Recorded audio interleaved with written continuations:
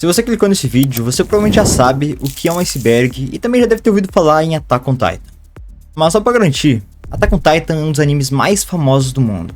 Inclusive, Attack on Titan acabou há pouco tempo atrás, então eu decidi fazer um iceberg colossal. Icebergs é basicamente um vídeo dividido por várias camadas de teorias e tópicos sobre vários assuntos, geralmente assuntos obscuros e obscenos. Quanto mais profundo a gente for nesse vídeo, e quanto mais profunda a camada do iceberg é, mais obscuros serão os tópicos. Dito isso, bora lá. Eu acho que eu deveria começar esse iceberg pelo começo. Diferente do que vocês pensam, não vai ser pelo primeiro capítulo, e nem pela história da Ymir Fritz, mas sim por onde Attack on Titan começou de verdade. Em 2006, Hajime Isayama criou um protótipo de mangá chamado Attack on Titan Volume 0. Lá tem várias cenas muito parecidas com o que Attack on Titan nos apresentou. Inclusive lá tem os últimos quadros do final que o Isayama já tinha em mente. O último quadro do mangá original é esse, e do volume 0 é esse. Dá pra ver que realmente o Isayama pensou na obra por completa desde o início. Até a personagem da Gabi já tinha sido criada. Ela meio que não tinha o mesmo nome, mas sim a mesma personalidade. E o mais engraçado disso tudo é que ela era a melhor amiga do protagonista, que inclusive ainda nem tinha o nome de Eren, mas ele já podia se transformar em titã. Tem várias cenas semelhantes ao anime e muitas coisas que são bem interessantes aparecendo na tela. Acho que não é novidade pra ninguém que o mapa mundi de Attack on Titan é literalmente igual ao nosso. A única diferença é que ele é invertido. Mas o que muitos não notaram é que cada personagem tem uma nacionalidade oculta nos seus nomes. E, de acordo com o mapa mundi, Parades está em Madagascar, Marley está numa parte da África e tem um pouco de território na América do Sul. A nação dos Zru está na Antártica e, cara, vocês perceberam que os Polo Norte e Sul não existem? Talvez tenha algum motivo para isso, eu realmente não sei. Mas como todos sabem, a história original de Attack on Titan, o rei de Eldia, reuniu todos os seus seguidores em Parades. Então é natural que várias pessoas de países diferentes tenham se reunido por lá. Por isso, todos os personagens de Attack on Titan têm nacionalidades diferentes. O Levi e o Jean são franceses, a Ymir, a Titã, é da Islândia, o Connie é americano, a Annie é russa, o Flock e o Armin são do Reino Unido, a Mikasa é japonesa e a Hanji é grego. E prepara que agora vem uma turminha aí, hein? A história é o Zeke, o Eren, o Rainer, o Bertholdt e a Gabi são todos alemães. E cara, sabe por que tem tanto alemão aqui? É porque o autor quis inspirar sua história na Alemanha. Dá pra ver como os Odianos tinham aquela braçadeira lá no campo de concentração, né? Te lembra alguma coisa? Pois é. Inclusive, o Erwin Smith, um dos meus personagens favoritos, foi inspirado em uma pessoa que realmente existiu. Erwin Rommel. E eles têm muitas coisas em comum. Repara aí. O Erwin Rommel tem o mesmo primeiro nome, obviamente. O Rommel morreu no dia 14 de outubro, e foi o dia que o Smith nasceu. Ambos têm um pai professor, ambos são gênio em estratégia e inteligência, ambos se sacrificaram por um bem maior.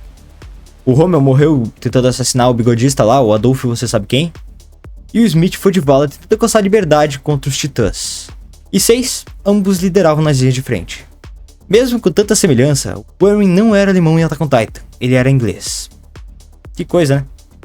Viagens temporais. Existem cenas que indicam que o Eren voltou no tempo na nossa frente e nós não percebemos. Existem indícios que o Eren adulto apareceu em algumas cenas e alguns episódios nas primeiras temporadas. Muitas pessoas já descredibilizaram muito essa teoria, principalmente depois do final do mangá. Mas agora essa teoria voltou ainda mais forte. Provavelmente porque Isayama disse que vai continuar trabalhando em Attack on Titan, então o que está por vir? Eu não sei. Mas essas cenas em que supostamente o Eren adulto apareceu, bom, são essas. Inclusive tem uma que foi confirmada assim no anime, que foi lá no primeiro episódio, quando Grisha mostra a chave do porão pro Eren criança. No primeiro episódio, a câmera foca especificamente na chave, mas se você olhasse mais pra cima, você veria a cara de assustado dele. Na quarta temporada, a gente meio que percebe a cara de assustado do Grisha olhando pro seu filho adulto bem na sua frente, então é meio que não é mais uma teoria, né?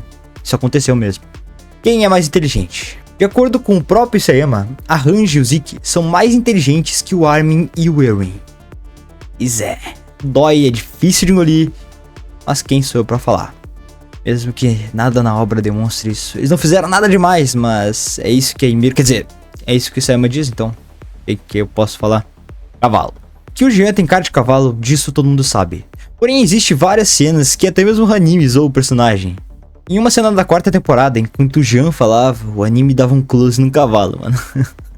Esse meme ficou tão forte que nem o anime deixou essa passar. Inclusive, ainda sobre o Jean, ele era o personagem favorito do Isayama, mas ele foi deixado pra trás pelo Rainer. O Rainer é um baita de um personagem, sinceramente isso faz sentido. Levi e Petra. Existem alguns indícios que o Levi e a Petra se davam uns pegas. Isso é pura especulação dos fãs, é óbvio, mas como ela era a única garota do esquadrão, eu não sei não, hein. Ela meio que tinha cara que gostava do Levi. Você realmente entendeu o final? O final de Attack on Titan é bem aberto a interpretações. Porém, o que muitos não sabem é que a história termina de verdade num spin-off chamado Lost Girls. Lá tem muitas referências ao final que aconteceu no anime. Lá é explicado o que aconteceu no futuro pós-anime, que é quando a Ymir mandou as suas memórias pro passado para deixar o Rei Fritz ir de pacote. Basicamente, quando ela fez isso, o poder dos titãs deixou de existir faz tempo na época onde o Eren nasceu.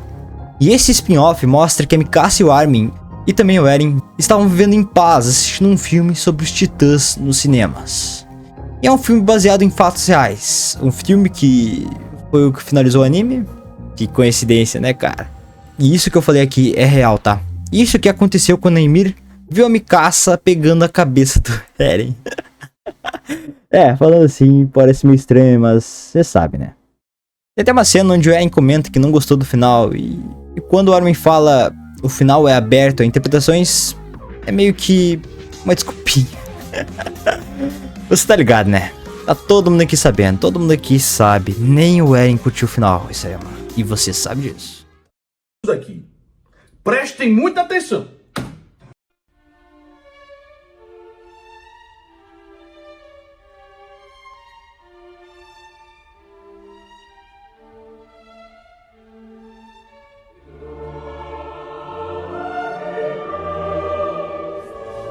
Que? Eu não acredito nisso que eu estou vendo. Eu não acredito nisso. Eu não acredito numa palavra disso. Ele tarda, mas não falha. Sasha era pretendida de pacote lá no início do anime, quando ela ia salvar aquela garota na fazenda. Porém o editor literalmente chorou no banheiro depois de saber disso. Então, como o Isayama não sabia se isso era realmente o certo de se fazer, ele deu um pouco mais de tempo de vida pra Sasha.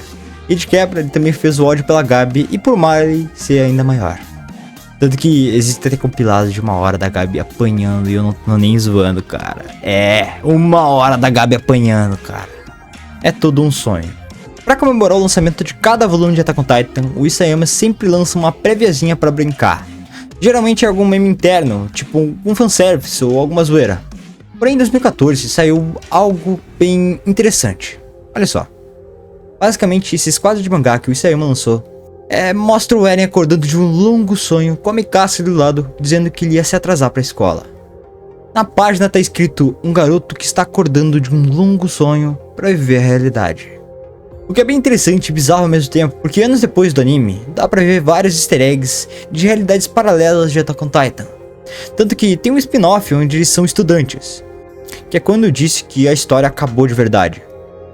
De início era pra ser algo engraçado, uma piada com aquelas famosas teorias, onde tudo é um sonho. Você se lembra? Tipo, antigamente todo mundo falava, Pokémon era o Ash sonhando, lá no primeiro episódio, essas coisas, tipo, isso daí é uma teoria muito famosa. E isso acabou pegando em Attack on Titan também. Mas agora meio que tem uma grande probabilidade de ter um multiverso em Attack on Titan. Bom, não dá pra deixar isso de fora, tem várias coisas que indicam isso, então não dá pra dizer que sim, não dá pra dizer que não. Mas eu aposto que sim. Vamos Over apareceu nas memórias do Grisha. Quando o Eren conseguiu encontrar o porão na terceira temporada de Attack on Titan, algumas memórias do Grisha foram mostradas pra nós. E em um momento delas, o Grisha criança acaba trombando com um cara idêntico ao Tom Over. E isso não faz sentido. Isso meio que quebra um pouco da linha do tempo de Attack on Titan. O Zeke nem tinha nascido ainda. E, inclusive, esse cara reconheceu o Grisha, então isso é bem bizarro. Ataque on Skullcasts. Basicamente isso aqui é uma história paralela da obra, que inclusive é publicada a cada volume de Attack on Titan. E bem como o nome diz, é uma história escolar com personagens de Attack on Titan. Parece só umas brincadeiras do autor, mas isso de alguma forma lembra Attack on Titan Lost Girls. Talvez tenha alguma conexão, embora eu não tenha achado absolutamente nada no Google. Mas isso fortalece ainda mais a teoria de multiversos em Attack on Titan, principalmente por causa da cena que apareceu no anime quando o Eren perdeu a cabeça. Pra você ter uma ideia do quão bizarro isso aqui, nesse momento aparece a Mikasa vestida de uma forma diferente, o Armin com óculos e algumas coisas que não fazem o menor sentido. Mas como eu não tenho mais nenhuma informação pra mostrar aqui, fica por isso mesmo. Before the Fall é canon. O Isayama já confirmou que Before the Fall é canon. E pra quem não sabe, Before the Fall é basicamente um mangá que conta eventos de 70 anos antes de Attack on Titan. E a história se divide em duas partes. A primeira é sobre o criador dos DMTs, e a segunda é sobre uma criança que nasceu de um dos vômitos de titãs. É, bem bizarro, né? Eldianos não brancos em Attack on Titan. Todos sabem que os Eldianos são todos brancos, mas mesmo eles tendo nacionalidades diferentes, ainda assim não vemos nenhum Eldiano não branco além da Mikasa, que é asiático. A teoria do fermento. Antigamente o pessoal teorizava que os titãs eram feitos à base de fermento. Na época a teoria até que era boa, por causa que o fermento se encaixava bastante com as características, entre aspas, da carne dos titãs. E pra quem não sabe o que eu tô falando, é basicamente sobre os experimentos que a Hanji descobriu com os titãs. Se eles não tomam sol, eles meio que acabam morrendo. E como o fermento depende do sol para crescer, e a carne era de certa forma leve, ele se encaixava bastante com a teoria, então... basicamente isso. Ending da segunda temporada de Attack on Titan. Esse daqui é bem legal porque lá no começo de Attack on Titan, na segunda temporada, a ending já mostrava tudo sobre a história da Ymir e dos titãs. Além da música ser um pouco assustadora e perturbadora, as cenas mostram coisas que seriam explicadas só lá na frente do anime. Coisas como o Rei Fritz forçando as filhas a comerem a Ymir, e também o que ele mesmo fez com os poderes dos titãs. E também mostra um pouco do que vai acontecer no futuro do anime, o estrondo. E também mostra o rei levando a maioria de seus seguidores para viver em paz lá na ilha de Parades. O rei Karl Fritz era um completo ignorante ou um sádico e maligno. Karl Fritz, pra quem não sabe, foi quem decidiu destruir o Império Eldiano, já que ele era um império muito odiado e temido. Porém, a solução que ele fez para esse ódio foi a pior possível. Ele levou e aprisionou seu povo em volta de muralhas e numa ilha. Tudo para viver em paz, para ver se o ódio sobre os Eldianos iria simplesmente sumir. Quando ele tinha tipo 45 bilhões de alternativas melhores. Essa ideia que ele teve causou um ódio ainda maior. Ele não só fez os Eldianos caírem, como também fez mais de 80% do mundo inteiro ir de pacote, só por causa dessa decisão. Sim, ele indiretamente causou isso tudo. Podia ter sido muito melhor, né? Muito bom, cara. É isso aí. A Lucigênia. A Lucigênia é um animal do mundo real que viveu no período cambriano. Muitos acreditam que esse animal foi quem deu origem para a vida que conhecemos. Dá pra ver que ele é bem parecido com o parasita do Titã Fundador. Então, será que foi daí que o Isayama tirou a inspiração dele? Bem provavelmente. Marley e Eldia contam histórias mentirosas. Todos sabem que a Ymir nunca foi uma deusa, e essa parte realmente foi exagerada pelos Eldianos. Mas assim como eles, Marley também exagerou ao dizer que o Império Eldiano quase exterminou o mundo inteiro no passado. Mas assim, se eles falassem sobre o que o Eren iria fazer, eles não estariam tão errados assim agora, né? O Eren nunca se importou com a liberdade. Essa teoria diz que o Eren não estava lá tão preocupado assim com a liberdade. Ele basicamente só estava usando isso para mascarar suas verdadeiras intenções e seus verdadeiros instintos de querer destruir o mundo. E essa teoria até que tem uma certa credibilidade, já que ele mesmo disse no último episódio que ele só queria fazer isso. Ele disse que estava desapontado ao descobrir que existia vida fora das muralhas, então ele meio que só quis fazer isso mesmo. Basicamente, essa teoria só se baseia nessas falas do personagem. Mas é isso aí. O Titã de Ataque realmente trabalhou para os objetivos do Eren? Tem certeza? Essa é basicamente uma teoria que o Titã de Ataque sempre lutou pela liberdade. Já que o Eren foi o seu último portador, ele tinha o poder do fundador, então ele meio que foi o único que teve a oportunidade de usar o verdadeiro poder desse titã. Ele basicamente mandou memórias pro passado para fazer o destino que ele queria. E cara, essa teoria é realmente muito boa, mesmo que no final ele tenha servido mais como uma prisão pro Eren do que qualquer outra coisa, né? Já que ele ficou preso em vários loops até conseguir se libertar, então, no fim, parece que o titã foi mais utilizado pela liberdade da Ymir do que pro próprio Eren. Kenny Ackerman. Kenny Ackerman foi baseado em Trevor Phillips. Pois é, eu não esperava por essa também, mas faz total sentido. E o que não faz o menor sentido é que ele também é o personagem mais pesado da obra, pesando no total 120 quilos. Como? Eu não sei. Pixies e a moeda de 50 centavos. Pixies foi baseado na... Não é na moeda, tá?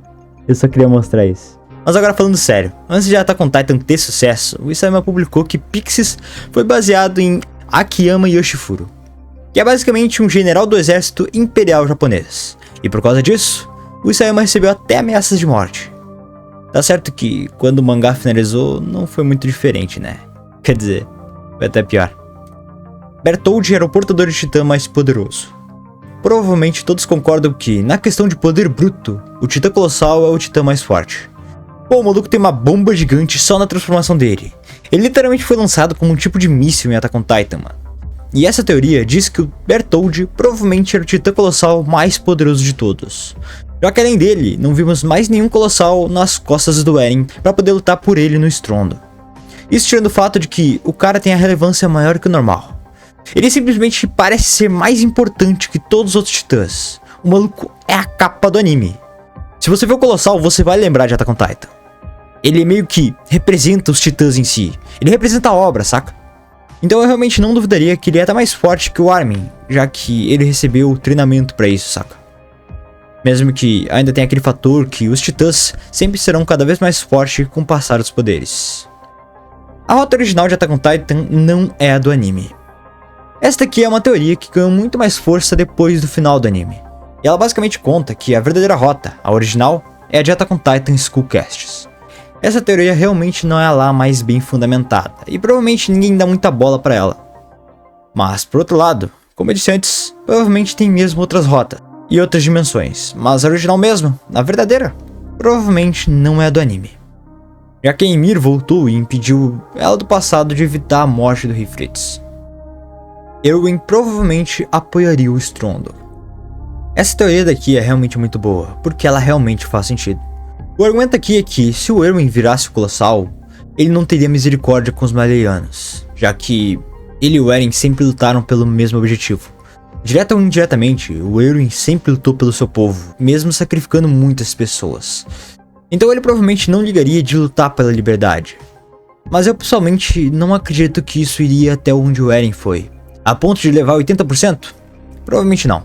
Ele provavelmente só faria Eldia ser reconhecida como uma nação novamente. Ele tentaria usar o poder do fundador da melhor forma possível e tentaria manter a paz. E para isso, ele não teria misericórdia. Assim como um bom general, ele teria que fazer uma guerra para defender o seu país. E mesmo que isso faça sentido, provavelmente muita gente vai discordar e essa teoria nunca vai ser respondida. Ela nunca vai ter resposta do autor. Mas deixa aí o que você pensa sobre isso. O ciclo de ódio nunca vai acabar. Essa teoria meio que já foi confirmada em Attack on Titan, então ela não é bem uma teoria, é mais um fato. O ciclo de ódio nunca vai acabar, não importa o que aconteça. Os titãs sempre existirão e a humanidade nunca vai parar de guerrear. E a prova disso é as últimas cenas do anime. A Mikasa enterrou a cabeça do Eren e acabou que o parasita dos titãs voltou ao mundo. Porém, isso não significa que o Eren ficou preso no ciclo do titã de ataque. Na verdade, isso acabou quando o Eren libertou a Ymir. Muita gente não entendeu, mas o Eren conseguiu sim se libertar daquele loop do titã de ataque. Então não, ele não acordou chorando lá no primeiro episódio, ok? A Floresta dos Titãs. A Floresta dos Titãs são aquela floresta gigante onde a Anne foi capturada pela primeira vez. Existem várias teorias sobre essa floresta, mas é fato que ela é um elemento muito importante na história, já que ela existe desde o capítulo 0 de Shingeki no Kyojin. Pra quem não sabe, no capítulo 0 não existiam as muralhas. Os humanos eram protegidos por essa floresta de árvores gigantes. E claro, a floresta era incrivelmente maior do que a do anime. Mas muitos teorizam que os deuses que colocaram os titãs no mundo também colocaram essa floresta para meio que dar uma chance para a humanidade, saca? As árvores são enormes e isso é perfeito para combater os titãs. Mas a teoria que faz mais sentido é que essas árvores possuem o fluido da nuca dos titãs. Isso porque aquela árvore que Ymir conseguiu, o fundador, era enorme. A única diferença é que ela não tinha meio que uma entrada, saca? Aquela era a única árvore que tinha uma abertura. Igual a árvore que o Eren foi enterrado e que também ficou gigante. Então isso meio que faz sentido.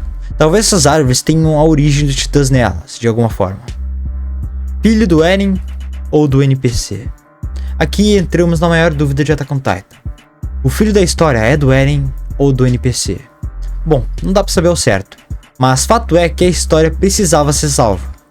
Então faz sentido o Eren querer colocar um filho nela. Qual é, rapaziada? É uma necessidade. Eu farei esse sacrifício aí, senhores. É pelo bem da humanidade, meus amigos. É pelo bem da rainha. Confia. Enfim. Tem algumas coisas que dá a entender que o Eren é o pai. E uma delas é, por que a rainha de Parades não faria uma cerimônia de casamento? Bom, é óbvio, é porque ela não ama ele de verdade. Ele só cuida do filho. Outro ponto aqui é que, bom, olhem pra criança e olhem pro Eren. Repara na sobrancelha. Os olhos do Eren são verdes e o do Grisha também, mas os olhos da mãe do Eren são da mesma cor da filha.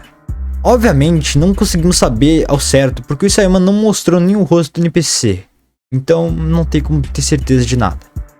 Por que o Zeke foi salvo pela Ymir? Pra quem não se lembra, o Zeke foi salvo pela Ymir quando ele foi explodido lá com Levi. Esse é considerado por muitos um furo de roteiro, mas tem algumas coisas que podem explicar isso. Primeiro, sangue real. Muitos acreditam que o motivo disso é porque ele é um titã com sangue real.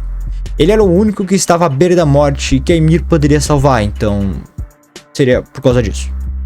2. Liberdade. Tem também o ponto de que essa era a única forma da Ymir se libertar. Tipo, como aquela não era a primeira tentativa do Eren, ele provavelmente falhou uma vez quando foi tentar libertar a Ymir por causa que ele não tinha ninguém com sangue real para poder entrar em contato com ela. Então ela meio que fez isso para ajudar o Eren a cumprir a promessa dele? Aí que tá. Não faz sentido porque se fosse assim, ele nunca teria tido a oportunidade de fazer essa promessa para ela. Consegue entender? Tipo, se o Eren nunca tocou em alguém com sangue real para poder acionar o estrondo ou entrar em contato com a Ymir, como é que ele fez essa promessa? Meio que é aquela parada. Quem veio primeiro, o ovo ou a galinha, entende? Essa que é a questão. Bom, isso não resolve o problema, então também tem a terceira possibilidade. 3. Porque o Levi é based demais. Basicamente aqui o Isayama queria dar um jeito do Zeke encontrar o Eren pra acionar o estrondo e ao mesmo tempo ele queria dar um jeito de nerfar o Levi. Então pronto, ele só fez o Levi apontar uma lança de trovão pra cara do Zeke enquanto ele tava do lado.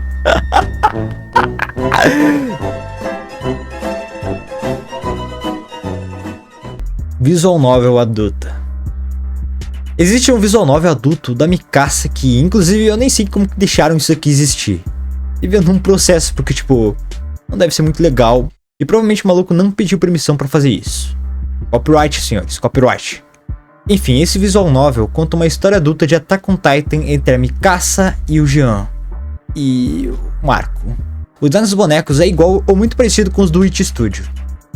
Mas ele é totalmente em japonês. Não pesquisem isso, você não vai achar nada e provavelmente vai pegar um vírus. Eu tô falando sério. Cara, o que me impressiona é que se você sabe o nome disso, que eu não vou contar pra vocês, você acha até vídeo no YouTube recomendando. Como que é permitido um bagulho desses? Vai saber.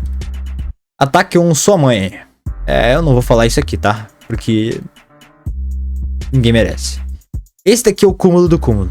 Essa atrocidade é uma paródia adulta de Attack on Titan feita por uma empresa japonesa que faz filmes adultos sobre animes famosos. Tiveram 3 filmes diferentes só de Attack on Titan. Não sei se os 3 são da mesma empresa, porque eu também não quero saber. Mas enfim, tem um filme adulto que envolve apenas homens. Os personagens são o Levi, o Erwin e o Eren. Não pesquisem isso, pelo amor de Deus. E também outros 2. Um filme é só da Mikasa e outro é da Mikasa com a história. E cara, como é que o filme da Mikasa sozinha tem 120 minutos? O que é isso, cara? Eu sei que falando assim você vai sentir vontade de pesquisar pra ver isso, mas dica de amigo, não pesquise isso. Olha cara, pra ser sincero, eu realmente não curti os cosplays. Então, dica de amigo, pelo bem da sua sanidade mental, e se você tem bons gostos, eu recomendo você ficar longe disso aqui. Não pesquise isso. Então esse foi o meu iceberg colossal de Attack on Titan. Se você quiser ver mais, se inscreve. Tchau.